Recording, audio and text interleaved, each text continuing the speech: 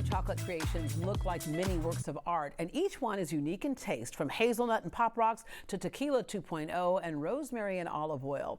Now let's go behind the scenes and see what it takes to create what I'm calling choc-artlets. In the chocolate world, there's generally like 2 to 3 different kinds of fillings. 2 are water-based and 1 is fat-based. When I say water-based, we've heard the term ganache before. So that's a water-based filling with chocolate, okay?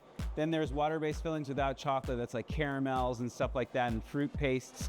And then we have nut-based fillings. Those are fat-based fillings. The reason why you always have like a crunchy element in like a nut-based filling and not a water-based is because the oils won't soften whatever you're putting in there, right? So in this case, we have a coconut toffee that we made. This is one of our winter flavors that we do for Christmas. Whenever we have chocolate that is not an emulsion, we have to crystallize our chocolate so that when it's at room temp, it sets properly and all the ingredients are together when you bite into it. So an untempered chocolate, like a chocolate that melts in your car and re-dries, when you bite into it, you're getting sugar in one bite, fat in the other bite, and it's that unbalanced kind of not great texture. So that's why we do that. It's really crucial. We have those machines that actually temper chocolate for us, and we do it by hand as well. This is how I started making chocolate. Everything was by hand. And you can smell the nice coconut flavor. And then this part is really what got me into chocolate making. It was so mesmerizing watching my mentors do this. What chocolate needs to crystallize, it needs to cool down and be aggravated while it's being cooled down. It was around 105 degrees Fahrenheit, and we're cooling it down to around 80 degrees, 82 degrees. I'm gonna grab a mold from the fridge. So first our molds get painted, and because we're using cocoa butter paints, chocolate adheres to chocolate. So once that paint dries and we pour chocolate over this to make our shells, the paint sticks onto the chocolate and the chocolate detracts from the shell. It's like the opposite of decorating a cake. You know, you think that's the last thing you do, it's actually the first thing. He's gonna show you how we do like splatter lines on some of our signature salted caramel chocolates.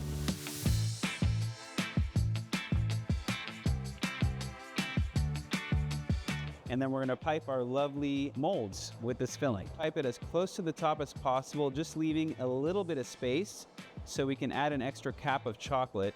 You wanna have nice thin shells so when people bite into them, they get a little bit of an accent from the actual shell. But you know, when we say this is almond coconut, it's because of the flavor on the inside, right? I'm gonna show you guys how we shell a mold real quick. So these have been painted already. So this is actually something we did for our subscription box. We have a subscription box every month where we do 2 chocolates in a 6-piece box, 3 of each, and a confectionery item, and then things we've never done before. So me and Zach actually have an ongoing shared notes list. He keeps telling me I need to edit it down because we have like 80 things on there right now. Sometimes when you can't sleep at night, you're just thinking about chocolate and what you can do, right? The first step is to get chocolate in each cavity. So we kind of start like that, and then I'll use my bench scraper to bring it down. Then we want to take all that excess off. So I'm just gonna go like this, do it again over here. Chocolate is very porous. You can actually see these little air bubbles, right? So press this lovely button and you'll start to see air bubbles pop up. And that's important because we don't want those air bubbles where our shell is gonna be. Then we'll have a little crack in our shell. And then what I do is I bring out all the excess chocolate. So we have shells that are not too thin and not too thick. Once it gets to room temp after 10 minutes, it'll actually start to detract from the mold. That's when we know we can pop them in the fridge for like 10 minutes and kind of speed up that process. Our filling has set.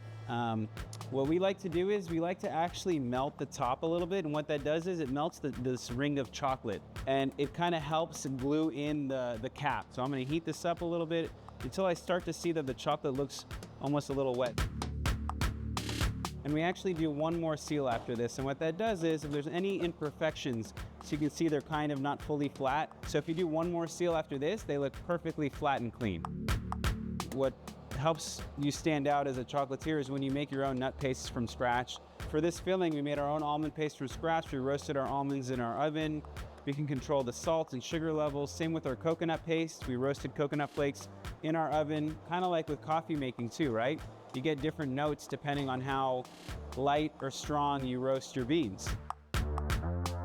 Set in the fridge for a minute, and then I'm gonna pop them out on this table for you. The goal is always to try to get it out in one shot. No, close. Then we'll wait for these to get to room temp a little bit, and then if you want to try one, you're more than welcome to. crispy almond coconut crunch. It's a little salty, but it's on purpose to balance the sweetness. What's great about the toffee too, it doesn't stick to your teeth. And then we purposely shelled it in dark chocolate to also balance sweetness. We won a few awards at the Houston Livestock Show and Rodeo Best Bites competition in the past years. And those flavors include our goat cheese flavor, hazelnut and pop rocks, and tequila 2.0. So for every flavor, the molds have to be washed and polished. Then we go into painting them, then we shell them, fill them, seal them, and pop them out. So a lot of times it could be a 3 to 4 day process. And in the winter time, sometimes we're getting that done in like a day and a half. We could be producing close to 10,000 chocolates a week. You know, when you're an entrepreneur, you have to wear a lot of hats as you grow. So unfortunately, I don't get to do this as much as I used to, although this is still my passion. Everything from the paint to the filling to even the bottom of the chocolate that no one sees, it matters to us. You know, everything has to really hit every note for us in order for us to put it out front. Dany, hear me when I say this. I am in love with you. Yes, right here. And this would be a great one for Valentine's Day, or actually anytime. All right, here we go. Oh, got some caramel in there. Besides these incredible bonbon and truffle creations, Mostly Chocolate also holds private group workshops, wine and chocolate tastings, and they cater. For more information on Mostly Chocolate, visit greatdayhouston.com and we will connect you.